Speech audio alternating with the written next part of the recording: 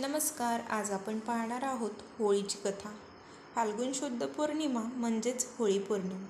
होळीचं दुसरं नाव म्हणजे हुताशनी पौर्णिमा. होळी हा सण शहरात तसेच खेड्यापाड्यातून मोठ्या आनंद आणि उत्साहाने साजरा केला जातो.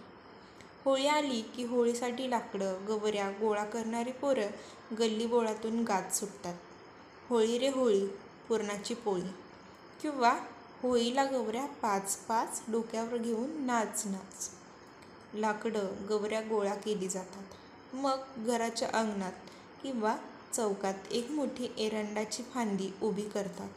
त्याच्या भोवती लाकडं, गवऱ्या रचतात. संध्याकाळ झाली की होळी पेटवतात. सवाष्णी, मुलं मुली, मोठी माणसं सर्वजण ह्या होळीची पूजा करतात. होळीला पुरणपोळीचा नैवेद्य करतात.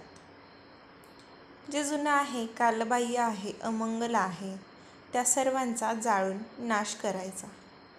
नव्याचा, चांगल्याचा, उदात्ततेचा स्वीकार करायचा. हाच होळीचा खरा संदेश आहे. होळी आपल्याला त्याग आणि समर्पण शिकवते.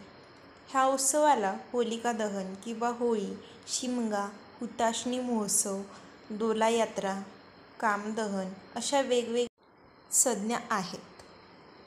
ह्या होळीबद्दल अनेक लोककथा प्रचलित आहेत.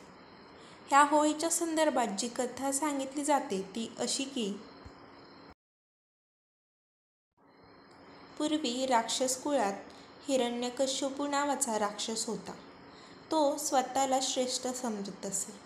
देवताविषयी त्याला अतिशय तिरस्कार होता. त्याला प्रल्हाद नावाचा मुलगा होता. प्रल्हाद बालपणापासून विष्णूंचा परमभक्त होता.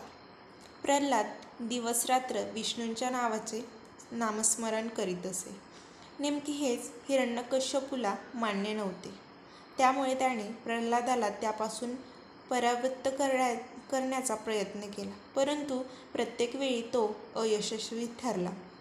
अखेरीस कंटाळून हिरण्यकश्यपूने आपल्याच मुलाचा वध करण्याचा निर्णय घेतला. या कामात त्याने आपल्या बहिणीची मदत घेतली. होलिका हे तिचे नाव. ती राक्षसी प्रवृत्तीची आणि क्रूर होती. तिला अग्नीचे भय नव्हते. अग्नीपासून तिला कोणताच त्रास होत नव्हता.